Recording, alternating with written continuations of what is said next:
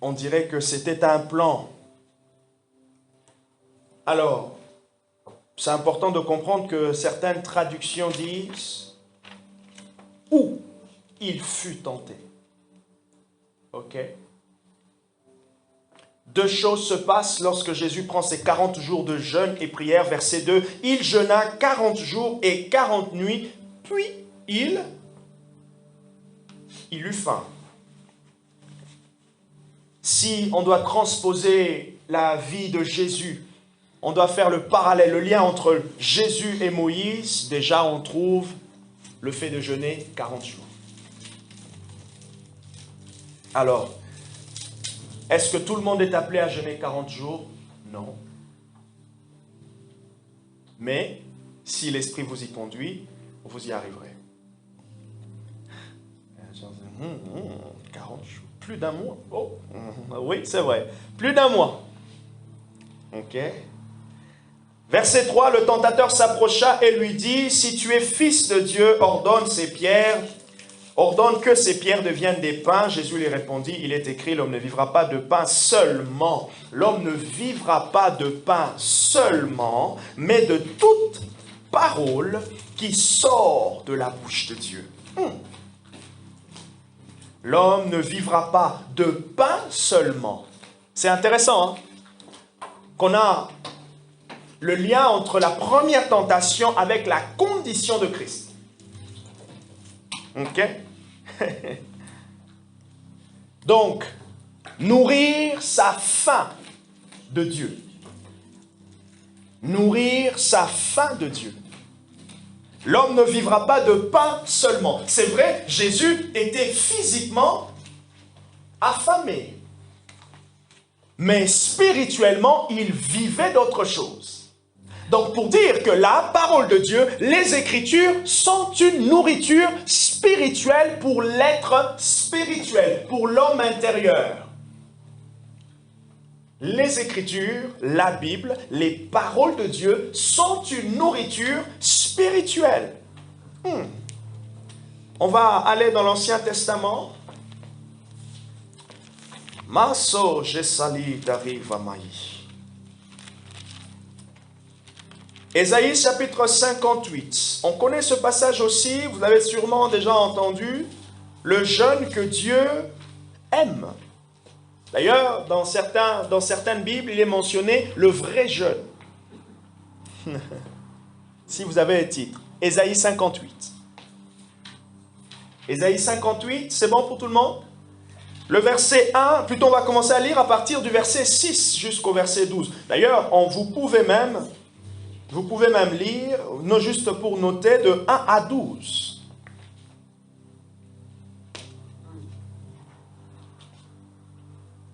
J'aime bien la première phrase, crie à plein gosier. Ne te retiens pas. Donc, Ésaïe 58, à partir du verset 1. Élève ta voix comme un corps, et annonce son crime à mon peuple, à la maison de Jacob, ses péchés. Tous les jours, ils me cherchent.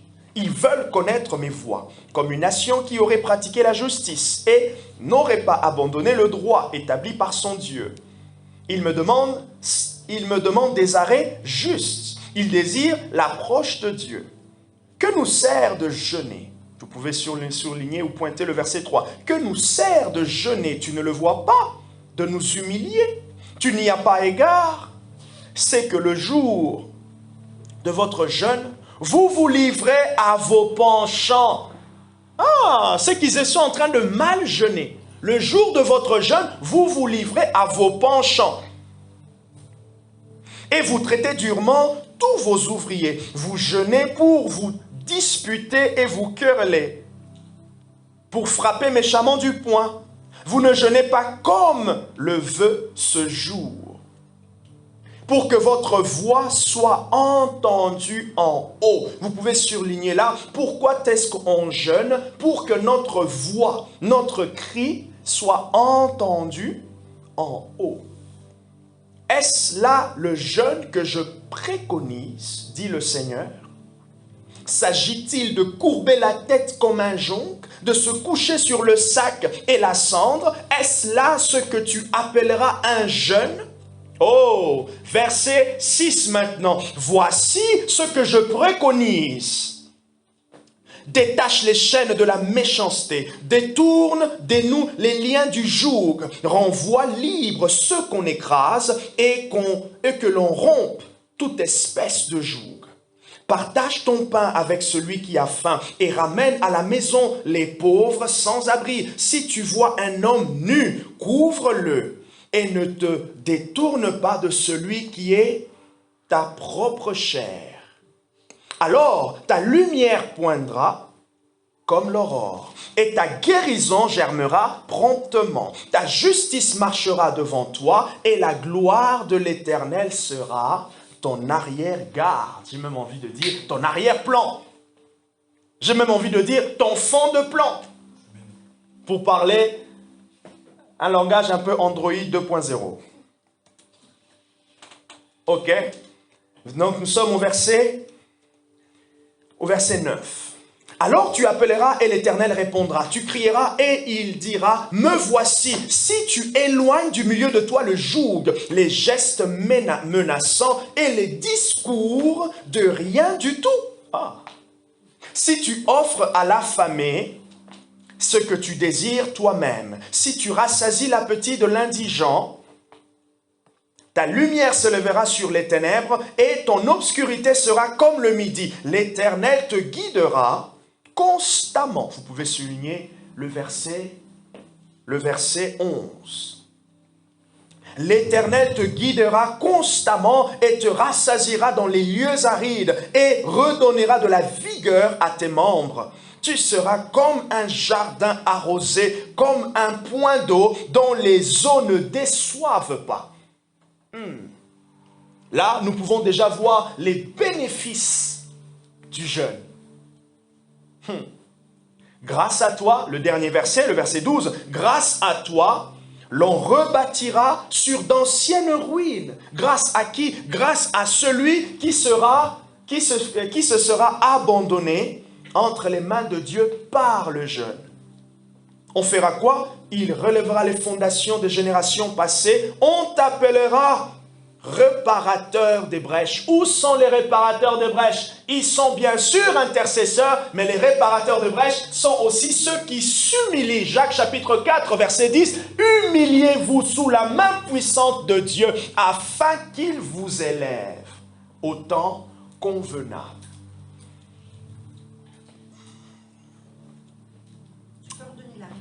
Jacques 4, verset 10.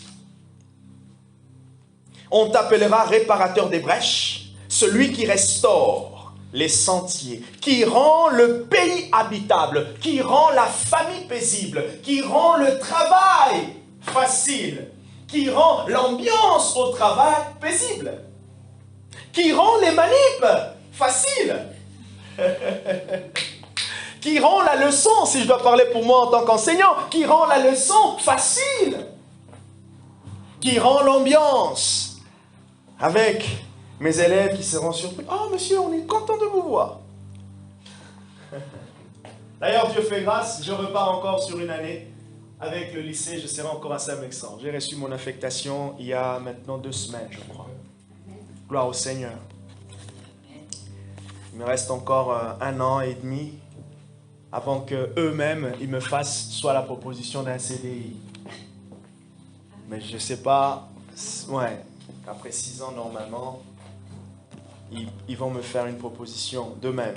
Donc, en fait, il y a 2 options. Soit ils me prennent, soit ils ne me prennent pas. après. Mais bon, vu qu'il y a des places, ils ont des besoins. Les enseignants, en termes dans le bâtiment, sont un peu rares. Donc, je pars quand même avec des chances. Non pas parce que la condition donne que je pars avec des chances, mais il faut savoir aussi que je peux moi-même provoquer ma chance par la prière. Ça, c'est maintenant la force des gens qui prient. Les gens qui connaissent Dieu, ils peuvent aussi s'élever et dire, « Ok, Seigneur, là, maintenant, je me pose des questions, mais je ne sais pas. Mais je vois comme si ta volonté m'emmène quand même. Alors, Seigneur, je fais, c'est moi maintenant qui va engager. c'est moi qui vais engager l'éducation nationale pour qu'il m'engage. Je vais engager l'éducation nationale dans la prière. D'ailleurs, j'ai quelque chose pour vous. Ah oui? Ouais, mais je ne sais pas encore. Okay. Par rapport à votre futur. Okay. Du coup, je ne sais pas, il faut qu'on fasse un deal. Moi, je vais d'abord faire un deal. Okay. Je vais d'abord faire un deal avec Dieu pour que ça soit clair. Et maintenant, parce qu'en fait, Dieu m'a parlé par rapport à ton travail. Mais en même temps, j'ai fait un autre rêve. D'ailleurs, je t'en parlerai, on va en parler cet après-midi. Cet après-midi, c'est souvent repos. C'est sieste. J'aime bien les dimanches après-midi. C'est le sieste. Et c'est ce sieste-là, je dors, je me repose et je fais des rêves. Et donc, du coup, j'ai eu un rêve aussi. Mais je ne sais pas, du coup, je dois analyser ce qu'il y a un lien entre le rêve et ce que j'avais déjà vu pour le travail. Du coup, si Dieu, peut-être je demanderai à Dieu de confirmer encore comme ça. Non mais trop drôle, hein. Cette nuit il est arrivé, il était toiletteur. Il était stagiaire toiletteur. Ouais, Dieu m'a donné un rêve cette nuit. J'allais faire un stage où je devais m'occuper d'un lapin. Rigolez. Je devais m'occuper d'un lapin. Ah, je vous assure, c'est un message. Je ne sais pas, mais il faut que je puisse trouver ça. C'était Dieu. En fait, je devais aller au lieu du stage à 14h dans le rêve. Ouais, stage, le pasteur JM s'occupe d'un lapin. Toiletteur, lapin. Et moi je suis derrière. Allez, tiens, lapin. Bref. Donc on comprend ici, notez, le thème de ce matin, c'est comprendre le jeûne. Ésaïe nous parle du vrai jeûne. Ok? Dans ce passage ici, on a peut-être un peu du mal à pouvoir comprendre qu'est-ce que Dieu entend par le vrai jeûne. Ok? On a du mal à pouvoir comprendre ce que Ésaïe est en train de souligner. Mais en même temps, dans ce passage, on voit les bénéfices du vrai jeûne. Notez-les déjà quelque part, le jeûne est quelque chose d'important pour notre vie chrétienne. Le jeûne permet, en fait le jeûne c'est une pratique spirituelle, si je reviens dans la définition, une pratique spirituelle qui consiste à s'abstenir de pouvoir des plaisirs de la chair dans le but de se consacrer à Dieu. Donc la puissance, l'efficacité du jeûne, c'est dans la consécration. S'il n'y avait pas la consécration à Dieu, en fait le jeûne en lui-même ne serait pas efficace. Oui, c'est juste une diète, voilà. Notez, j'ai dit que le jeûne permet la discipline spirituelle. Vous avez du mal à pouvoir vous discipliner ou vous engager petit à petit. En fait, vous savez que la vie chrétienne, en réalité, c'est aussi une question de discipline. Une question de discipline. En fait, une question de prendre position. Et c'est ce que l'apôtre Paul appelle la marche par l'esprit. Où nous choisissons de ne plus. Mais à cause de quoi? À cause de la nouvelle nature. Je vous invite à lire Romains chapitre 8, les 5, ou 8 premiers versets.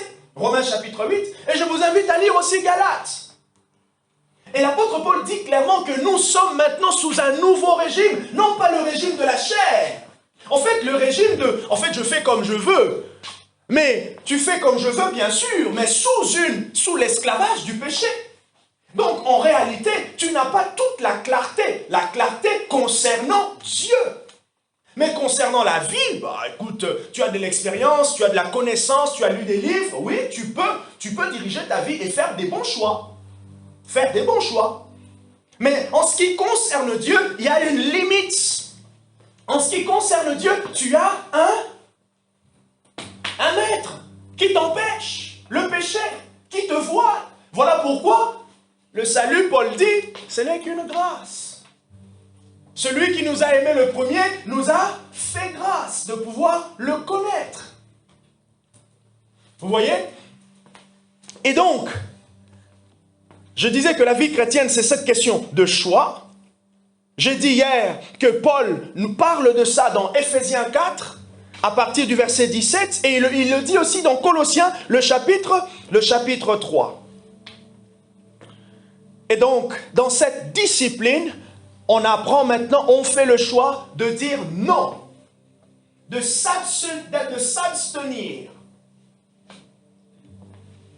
de nourriture dans le but de se consacrer à Dieu. S'il y a quelqu'un qui aime qu'on lui donne du temps, c'est Dieu. Parce que lorsqu'on donne du temps à Dieu, on sème notre temps à Dieu. Et celui qui sème, Galates chapitre 6, verset 7, je crois, tout celui qui sème, il récolte. Que ça soit dans les mauvaises, que ça soit dans les bons. Un prédicateur disait, « Hey Marie, vous souhaitez récolter des bonnes choses envers votre femme? Sémez des bonnes choses envers votre femme. Vous sémez des mauvaises choses envers votre femme, vous allez récolter aussi des mauvaises choses envers votre femme. Tu sèmes des câlins, ta femme te donnera aussi les câlins. » Bon, ça c'était pour moi.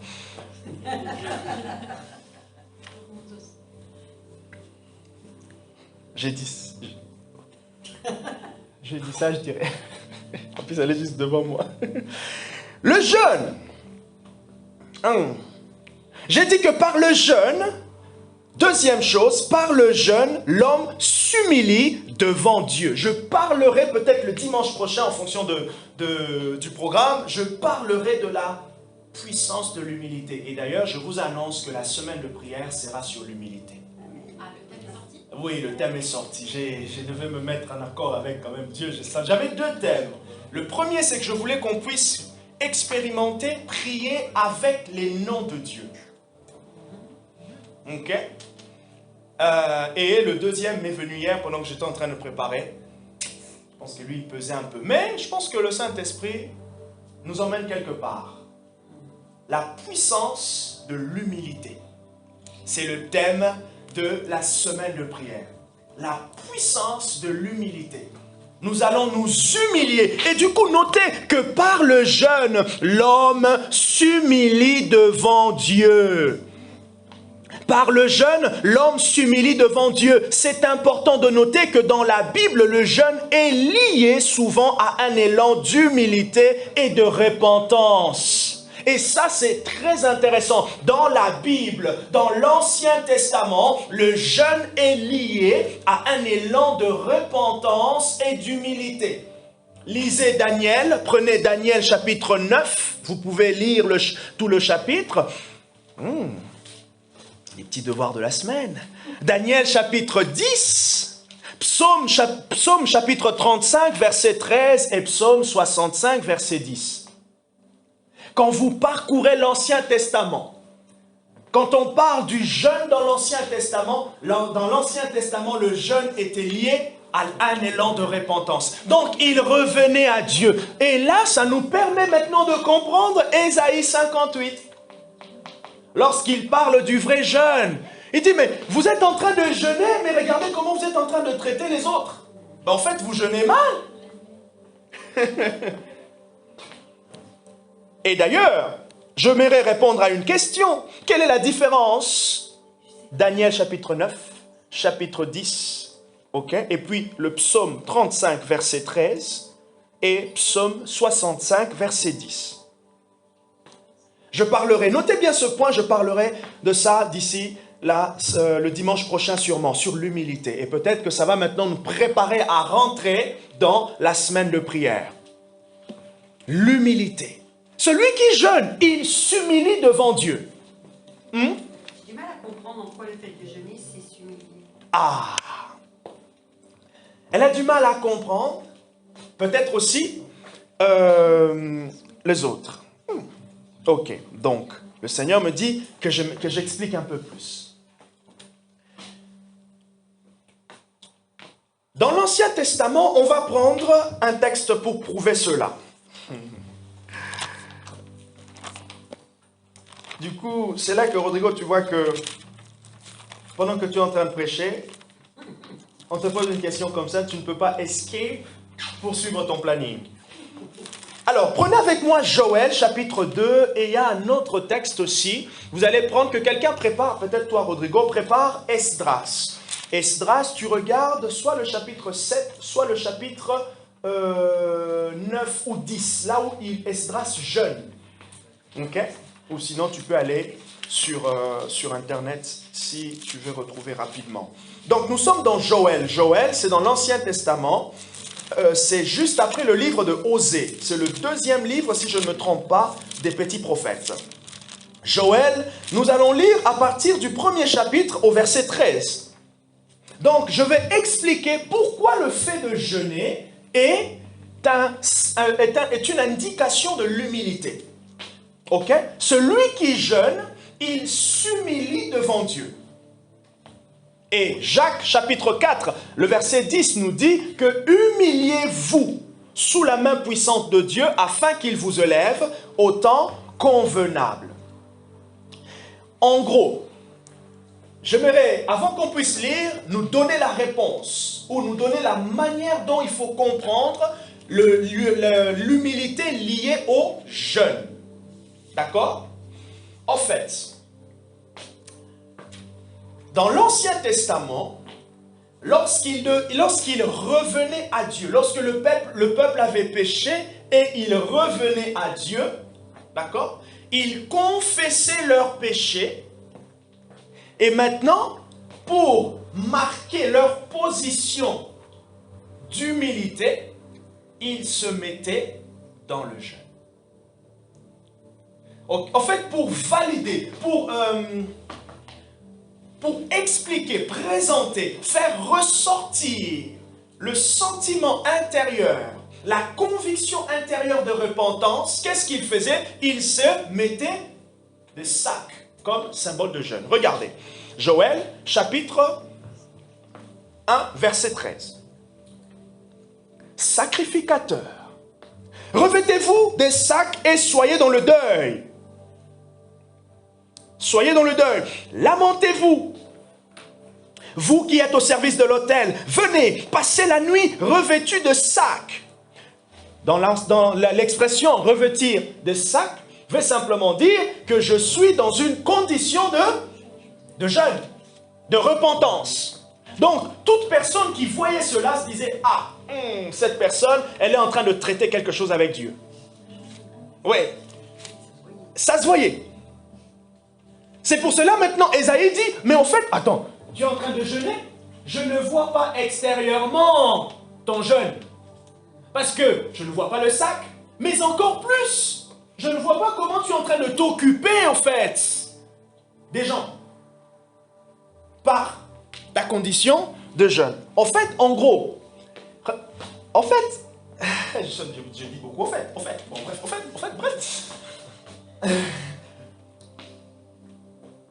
Ce qui est en train peut-être de nous compliquer ici, c'est jeûne, manque de nourriture. Non. Jeûne, consécration. Est-ce que... Je suis foncé. Oui, mais... Oh, Anne-Marie, elle n'est pas gentille. Hein? Elle dit oui. Oui, c'est vrai. Jeûne, nous on voit nourriture. Non. Jeûne, consécration, mise à part. Et maintenant, qu'est-ce que je choisis comme symbole de mise à part pour Dieu? Abstinence de nourriture. Ça peut être abstinence de divertissement. Ça peut être abstinence de ne pas aller au travail. Ah non, ça, il faut que vous savez déjà que vous étiez en RTT. Si c'était aussi facile, mais je crois que, oh là là, les pasteurs, on allait faire des jeûnes tout le temps. On allait avoir tout le temps des gens à l'église parce qu'ils savent qu'ils ne sont pas allés au boulot. Non, bref, c'était une parenthèse et je ferme la parenthèse. Jeûne, consécration. Et maintenant, qu'est-ce que je mets comme symbole, comme signe de ma consécration? Abstinence de nourriture. C'est pour cela maintenant, puisque c'est une consécration, la consécration maintenant, ça sera plus facile que l'on comprenne. Celui qui se consacre, il se met à part pour Dieu et donc il accepte de s'abandonner, de se mettre sous l'autorité de Dieu. Vous avez compris maintenant? Pourquoi? Celui qui jeûne, au fait, s'humilie. La démarche, c'est que celui qui jeûne, il se met à part. Et maintenant, pour marquer comme symbole et signe de sa mise à part, il s'abstient de nourriture. Regardez maintenant ce qu'il dit. Tu as trouvé Esdras? Merci. Sacrificateurs, revêtez-vous de sacs et soyez dans le deuil. Lamentez-vous, vous qui êtes au service de l'autel, venez, passez la nuit revêtus de sacs. Vous qui êtes au service de mon Dieu, car offrandes et libations font défaut à la maison de votre Dieu. Vous êtes sacrificateurs, mais Dieu ne voit pas les offrandes. Dieu ne voit pas, au fait, quand il dit offrande, c'est que Dieu ne voit pas votre rôle, votre service. Alors, où est le signe de votre appel? Tu es sacrificateur, il n'y a pas d'offrande. En gros, ici, et là je dis aussi quelque chose qui est une vérité pour les 12 livre des petits prophètes, vous allez voir toujours que l'onction prophétique se manifeste pour résoudre une situation de déclin spirituel dans la vie du peuple de Dieu. Dieu élevait les prophètes, en tout cas dans la dimension prophétique de l'Ancien Testament, afin de rétablir la vie spirituelle du peuple. Parce qu'il y avait un déclin. Et maintenant, dans l'Ancien Testament, le fond reste les mêmes, mais maintenant la démarche est peut-être un peu plus différente. Le prophétique dans le Nouveau Testament aussi sert à ça, afin d'être une lampe pour l'Église, afin que l'Église connaisse quelle est la volonté de Dieu. Un exemple plus clair ici, c'est Actes chapitre 13. Les 2 premiers versets, il est écrit que dans l'église d'Antioche, il y avait quoi? Il y avait des docteurs, des prophètes. Et pendant qu'ils jeûnaient et priaient, l'Esprit dit. Maintenant, on comprend ici que l'Esprit, dans le Nouveau Testament, parle à toute l'assemblée. Pourquoi? Parce que toute l'assemblée, dans le Nouveau Testament, tous les chrétiens sont maintenant sacrificateurs. Et maintenant, l'appel de Joël ici, il dit, ok, où êtes-vous? Vous qui avez été appelés au service de l'Éternel, où êtes-vous? On ne voit pas vos sacrifices, on ne voit pas vos offrandes. Mettez à côté 1 Pierre chapitre 2 à partir du verset 5 jusqu'au verset 9. Si donc vous êtes enfants, désirez le lait et pur de la parole. Et plus loin il dit, nous sommes une maison de sacrificateur, un sacerdoce royal pour le Seigneur notre Dieu. L'Église, les chrétiens, dans le Nouveau Testament, Jésus a fait de nous tous des sacrificateurs. Quel est notre sacrifice dans le Nouveau Testament? C'est notre louange, nos prières. Et maintenant Dieu dit, mais je n'entends pas vos prières. Vous vous appelez sacrificateur? Non. Retournez. Comment est-ce qu'on retourne? On retourne dans le jeûne. On retourne dans la consécration. Est-ce que c'est un peu plus clair? Oui? Ok. Donc ici il dit, revêtez-vous de sacs. Consacrez, verset 14, un jeûne.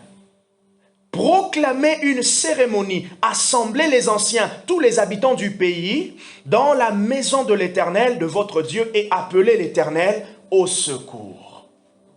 Donc, revenons, humilions-nous, disons à Dieu, humilions-nous, égale, repentons-nous. Mais maintenant, quel sera le signe extérieur de ma repentance? Le sac. Je viendrai dimanche prochain avec un sac. Body bag. Ah, handy bag. Ouais, c'est vrai, handy bag. Poche poubelle. Je vais m'habiller en costard poche poubelle. Bref, revêtons-nous de sacs. Afin d'expliquer quoi? Afin d'expliquer l'élan intérieur. Ma repentance. Seigneur, je pense que j'ai omis. Je pense que. Vas-y, donne-nous le texte d'Esdras. Alors, Esdras, il est peut-être un peu difficile à trouver, mais je vais vous donner un... Est-ce que vous voyez dans votre Bible Néhémie? Est-ce que vous voyez le livre de Chroniques? Esdras, il est au milieu. Des fois, quand tu as ta Bible, tu sais même, tu sais juste, tac, tu tournes un peu et puis voilà, tu te retrouves. Donc, Esdras, c'est le chapitre 8. Le chapitre 8. Merci. Vas-y, tu peux nous le lire, s'il te plaît. Esdras, chapitre 8, le verset 21. Là, près du fleuve d'Araba, j'ai proclamé un jeûne d'humiliation à notre Dieu. Voilà. Je vais lui demander un heureux voyage pour nous, pour nos enfants et pour tous nos biens. C'est ça. Je proclamais un jeûne d'humiliation. Donc, celui qui jeûne, il décide de s'humilier. Maintenant, quelle sera la preuve, quelle sera l'image de son humiliation devant Dieu? Ça sera l'abstinence. Le fait qu'il va se mettre à part, il va définir un créneau physique, visible, qu'il se met de côté pour Dieu. Est-ce que maintenant c'est plus clair? Pourquoi le jeûne est l'humilité? Oui. Les jeûnes dans le Nouveau Testament, dans les Bibles, ont toujours la même signification, le même but. Ah, ok. Est-ce que maintenant, le jeûne dans le Nouveau Testament a toujours le même but ou la même image? Notez, donc, la différence entre le jeûne dans l'Ancien Testament et le jeûne dans le Nouveau Testament, je l'ai noté d'ailleurs ici, le jeûne dans l'Ancien Testament était pour des problèmes, mais aussi la repentance. Tandis que dans le Nouveau Testament, on jeûne pour connaître l'appel de Dieu. Ah, c'est intéressant. Le Nouveau Testament, l'expression maintenant du jeûne dans le Nouveau Testament, c'est pas pour la repentance, ou je dirais maintenant, pour avoir une idée complète, nous réunissons les deux. Nous savons que dans ce que je jeûne, je suis en train aussi d'exprimer mon humiliation. Maintenant, regardez, je m'humilie quoi? Je suis en train d'humilier ma chair, afin que mon esprit découvre la volonté de Dieu. Oh! Note ça quelque part. Je suis en train d'humilier ma chair. Merci Rodrigo pour la question. Vous pouvez, c'est savoir aussi que les prédications, d'ailleurs avec le format qu'on est, nous sommes encore 2000 personnes, donc vous pouvez poser des questions, ok? Ça ne me dérange pas. Donc, dans le jeûne, nous humilions dans notre chair, ok, afin de connaître la volonté de Dieu au travers de notre esprit. Vous avez vu? Donc, en fait, il y a une combinaison des deux qui rend maintenant la richesse du jeûne. Quand Jésus a jeûné, Quand Jésus a jeûné, Jésus a humilié sa chair. Maintenant, c'est là, en fait, que ça devient intéressant. Merci, Saint-Esprit. C'est là que ça devient intéressant. En fait, ce qui est intéressant ici, dans l'humiliation de notre chair, Rodrigo, il va se dire, j'avance avec Dieu, mais j'ai du mal avec les séries. Il a du mal, c'est pas vrai. Il a du mal avec la Formule 2. Non, c'était une blague. Il a du mal avec quelque chose. Maintenant, puisqu'il a du mal, en réalité, la chose qu'il a du mal est en train d'entraver sa relation avec Dieu. Oh, Shabaka. Maintenant, regardez la révélation avec le jeûne. Vous n'allez pas jeûner pour prendre plaisir, simplement à ne pas manger. Non, vous jeûnez parce que vous êtes en train de vous abstenir de quelque chose qui vient entraver votre relation avec Dieu. Amen. Et maintenant, dans l'Ancien Testament, pourquoi est-ce qu'il revenait à Dieu par le jeûne? Ça veut dire, il disait à Dieu, nous avons quitté ces choses-là. Ok? Nous avons quitté ces choses-là et maintenant, voilà pourquoi nous revenons vers toi. Et maintenant, pour marquer notre retour, regarde notre attitude, regarde comment on est habillé. Regarde comment aujourd'hui, on ne fait pas ça. Et puisqu'on ne fait pas ça aujourd'hui, on te dit ouvertement que nous allons reprendre à obéir à ta loi. Maintenant, quelqu'un qui a du mal avec les séries, à tel point que lorsqu'il se réveille, la prière du samedi c'est à 11h, il avait déjà commencé son épisode à 9h30. Non, je vais me connecter, pasteur, je vais me connecter. On arrive à 45, la série n'est pas encore finie. On arrive à 52, la série finit, et là, la série, comme les séries, ça finit toujours avec une intrigue pour ouvrir l'épisode d'après. Bon, j'ai encore 8 minutes. Il commence et tout. On arrive 11h05. Il se dit encore, ah non, là, Rodrigo, il vient juste, Marie, là, le temps que les gens se connectent, il est 11h10. Vous voyez, il commence à discuter. Après, paf, bon, il ne se connecte pas. Après, l'autre samedi, il se connecte encore. Mais il a du mal. Et lui-même commence à sentir que, oh non, je commence à me sentir tiraillé. Maintenant, pour pouvoir sortir au fait de ça, il doit accepter, ou elle doit accepter d'humilier sa chair. Ça veut dire de dire, je vais regarder la série si je me lève à 9h, 9h jusqu'à 10h50. Maintenant, lorsqu'il arrive à 10h50, l'épisode n'est même pas encore fini.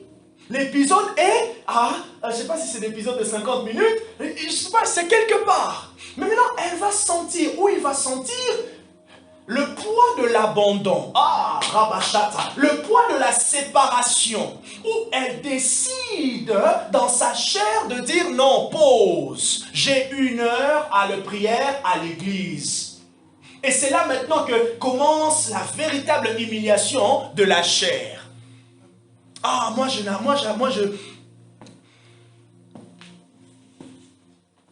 du mal avec la nourriture. Moi j'ai du mal. Et maintenant, pendant que tu vas prendre ce petit programme, tu sens que ça travaille. Tu sens que ça travaille. Vous voyez?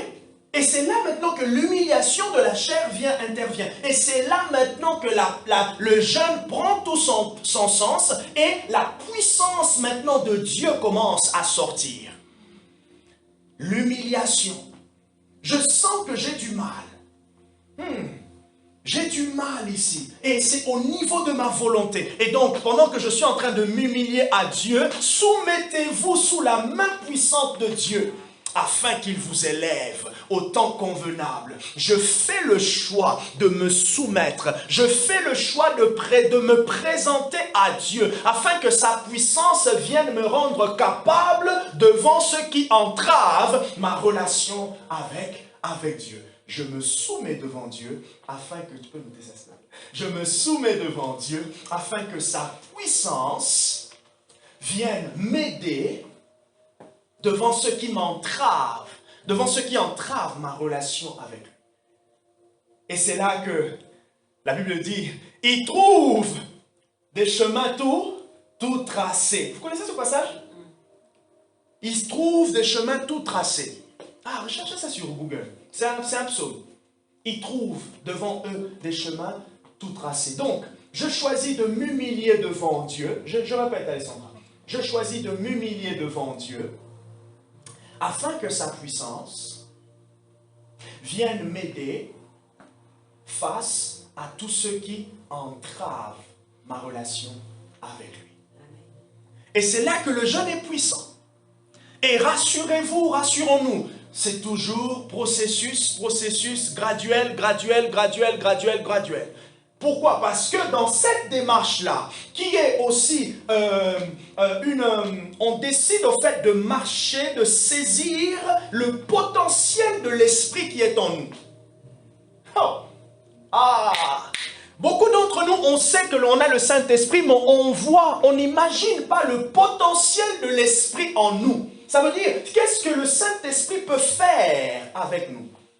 Qu'est-ce que le Saint-Esprit peut faire par nous? Qu'est-ce que le Saint-Esprit peut faire? Et lorsqu'on décide de se soumettre, on permet à Dieu de nous élever. Maintenant, qu'est-ce qui va élever là? Qu'est-ce qui va s'élever? C'est l'être intérieur qui a été régénéré, qui trouve, lui, tout son plaisir en Dieu. C'est lui qui va prendre de l'ascendance. Et en prenant de l'ascendance, facilement, on va avoir un mot à dire sur notre chair. On va avoir un mot à dire sur ces choses où on a du mal. Ça sera de plus en plus facile. Voyez comment le jeûne est important au niveau de l'humilité. Ah, moi j'ai vraiment du mal avec le portable. J'arrive pas à quitter mon portable. Ok, d'accord. Ah oui, parce que sur mon portable, je ne suis pas que sur des séries. Je ne suis pas que sur YouTube ou sur TikTok. Mais j'ai fait tout, j'ai fait des recherches. Oui, c'est très bien, c'est très bien. Mais à tel point que lorsque tu te présentes devant Dieu, tu as du mal à pouvoir te concentrer. Des fois même quand je prie, et que j'ai des chansons, donc du coup je suis connecté sur Internet, et que je vais sur YouTube juste pour chercher une chanson qui m'est venue dans la tête. Ah, tu arrives sur YouTube, pas, tu vois un peu de petits trucs comme ça, ça défile, tu essaies de défiler un peu. Oh, tu te dis, oh, je suis en train de... Et rapidement on peut perdre sa concentration. Parce qu'on nous propose beaucoup de choses. Donc celui qui décide de jeûner, il décide de s'humilier devant Dieu. Il décide au fait de soumettre sa volonté à la volonté de Dieu. Il décide de soumettre certains de ses désirs, certains de ses plaisirs qui entravent, qui le déconcentrent, qui le ralentissent par rapport à sa marche et à sa marche avec le Seigneur. Dieu veut que nous puissions courir. Dieu veut que nous puissions marcher. Mais Dieu veut aussi que nous puissions nous envoler. 3 images pour parler de la vie chrétienne. Ésaïe chapitre 40, verset 29 au verset 31. Ceux qui se confient en l'Éternel renouvellent leur force. Ils prennent leur envol comme des aigles. Ils marchent sans se fatiguer et ils courent aussi. D'accord? J'avais une question? Oui, vu qu'on parle beaucoup d'humilité, je voulais savoir si tu pouvais donner une définition d'humilité et de l'humiliation devant Dieu, parce que c'est différent d'être humilié. Enfin, la pensée de Dieu est différente de celle du monde, et du coup, je pensais que ça pouvait apporter une meilleure compréhension. Eh, vous êtes inspiré. Mon Dieu. La définition spirituelle de l'humilité. Merci beaucoup. Alessandra, tu vas peut-être noter tout ce que je vais dire parce que ça va me servir moi aussi pour rédiger mon message de dimanche prochain. Donc, prenez avec moi pour qu'on puisse comprendre la définition spirituelle de l'humilité. Tatiana, comment ça va? Peut-être qu'elle est en train de faire écouter le message au boulot. Oui, ça va bien. Ça va très bien, ça va très bien. Donc, je suis dans Philippiens. Philippiens, le chapitre 2, à partir du verset 5. C'est un passage, en tout cas, qui parle de l'humilité de Christ. Et je pense qu'il nous donnera, ce passage, une idée claire de l'humilité dans Philippiens, chapitre 2, verset 5. Philippiens, le chapitre 2, le verset 5.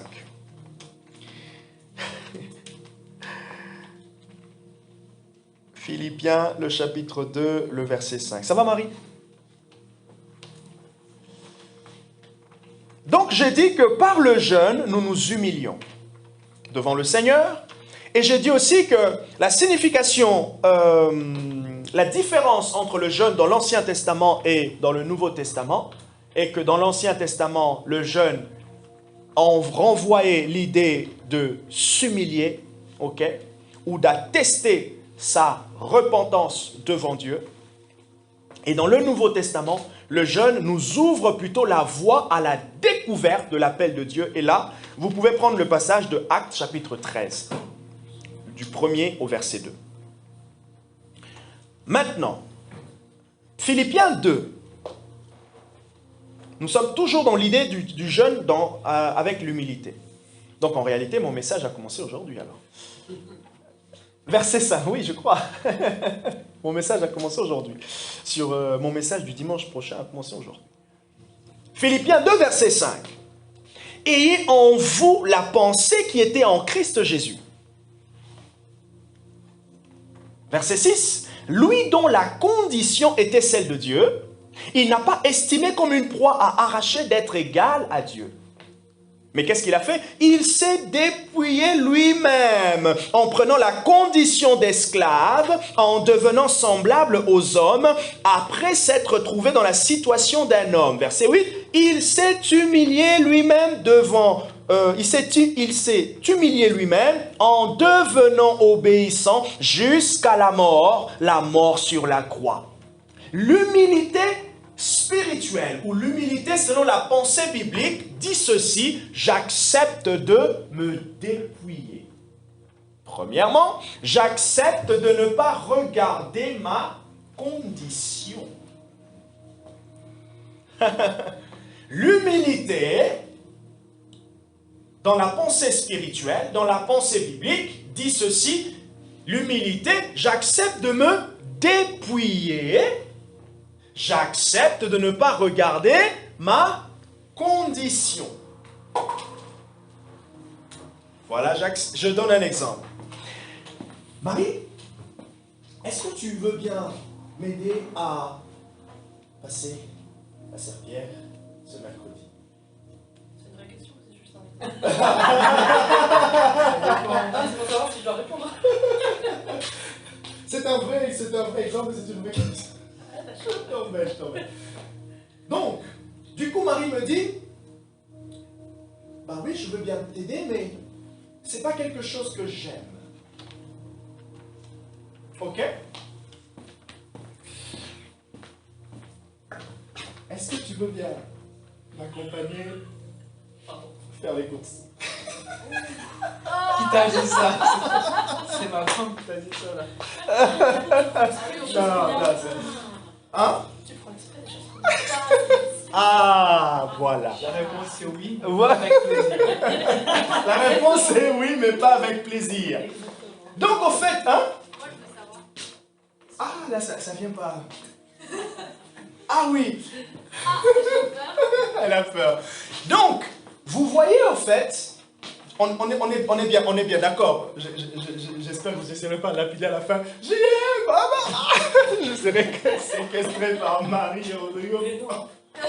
Non, mais, en fait, l'humilité, ici, la Bible dit que Jésus n'a pas regardé sa condition. Mais quelle était la condition de Jésus? La condition de la divinité. Il a accepté d'être dans notre condition. Déjà, la Bible dit ici que la condition humaine était une condition faible. Une condition vraiment que Jésus... La chaleur.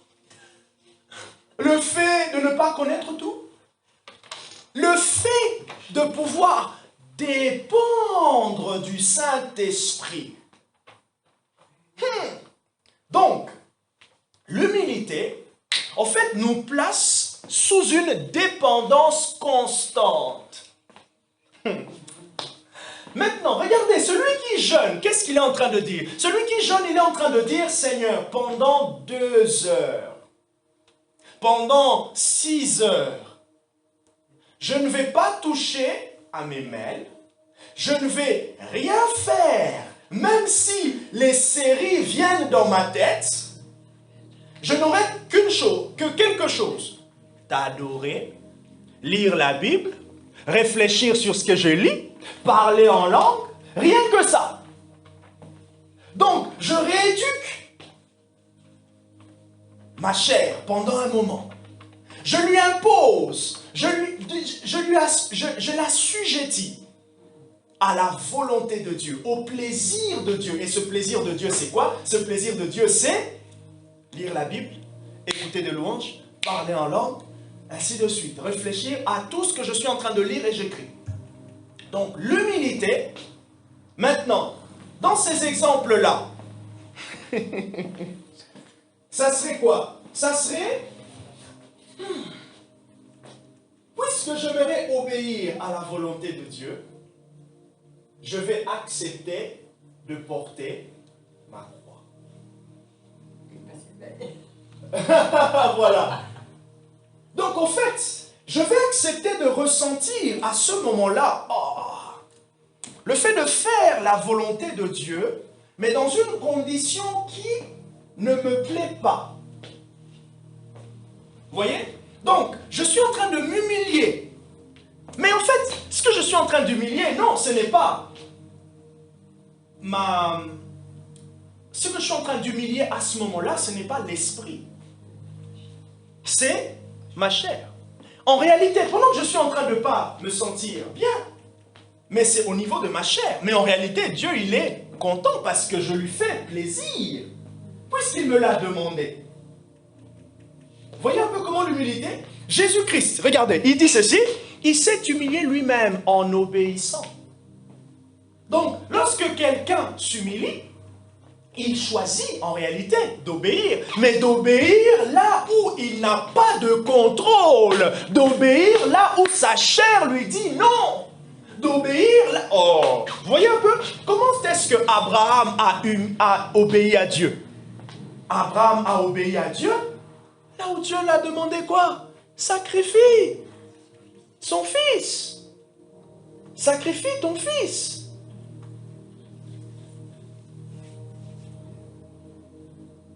Vous voyez? Sacrifie ton fils. Mais attends, tu me demandes de sacrifier quelque chose que tu m'as donné. Mais en réalité, qu'est-ce que tu gères? Attends, Dieu. Donc tu changes de situation. Ah non, Dieu, tu changes là. Non. Mais en réalité, Dieu était en train d'emmener Abraham. Et nous allons tous, c'est la bonne nouvelle, passer dans ce test d'obéissance. Passer dans ce test où on va faire des choses. On va nous demander à faire des choses qui, en réalité, on n'est pas prêt. On n'aime pas. Mais ça peut être un bon training, un bon entraînement. Donc, celui qui s'humilie, il renonce à lui-même. Celui qui s'humilie ne se regarde pas dans sa volonté. Il se regarde dans l'obéissance à la volonté d'un autre. Et généralement avec Dieu, en fait, sa volonté va confronter une autre loi dans notre chair. En fait, ça sera une surprise pour nous. Et c'est cette surprise-là qui nous fait... Mais attends, je pensais qu'il allait plutôt me demander ça. Parce que ça, c'est un peu plus logique pour moi. Mais Dieu nous demande autre chose parce que c'est plus logique pour lui et il sait que cette logique-là produira quelque chose en nous. Vous voyez? On va tous passer par plusieurs tests d'humilité. Où Dieu va nous demander de renoncer. Où Dieu va nous demander il va nous placer par des gens, de fois même la persécution des gens. Les remarques, les reproches. Même certains comportements. En fait, le comportement n'est pas biblique. Mais c'est pas parce que c'est biblique que toi tu dois agir avec orgueil. Ah, c'est fou, hein? Le comportement du frère n'est pas biblique. Mais Dieu te dit, agis avec humilité et amour. Ah, ça nous travaille tous.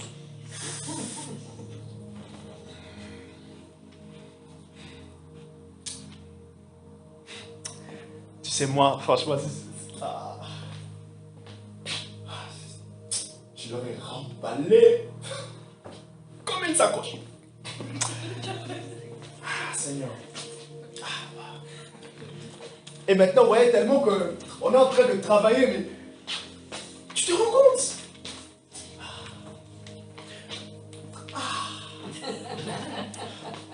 Tu te rends compte, franchement? Non. Mais non, on peut pas. Là, en fait, c'est le moyen modéré de la chair.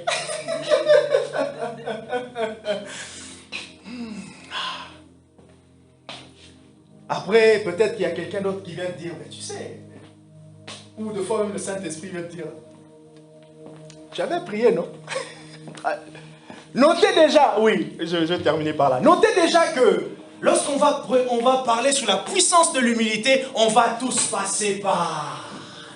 Et de fois même, vous pouvez même dire, Seigneur, je vais accepter. Je vais accepter le désert. Je vais accepter. On va aller faire les courses.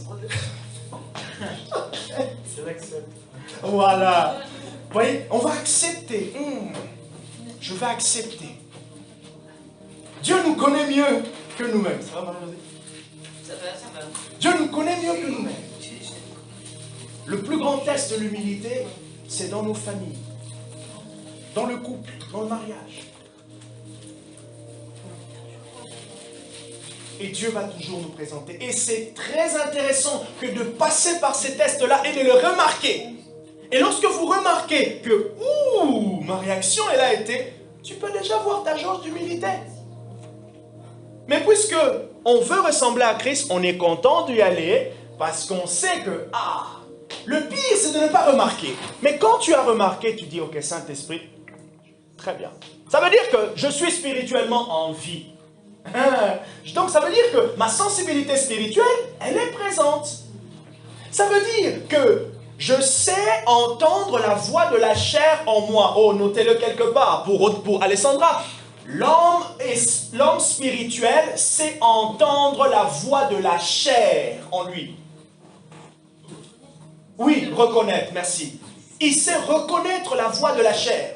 L'homme spirituel, il sait reconnaître la voix de la chair. Parce qu'en même temps, c'est parce qu'il est spirituel qu'il peut discerner la voix de l'esprit et la voix de la chair. Que Dieu nous bénisse pour cette direction du message ce matin sur le jeûne. Que Dieu nous bénisse.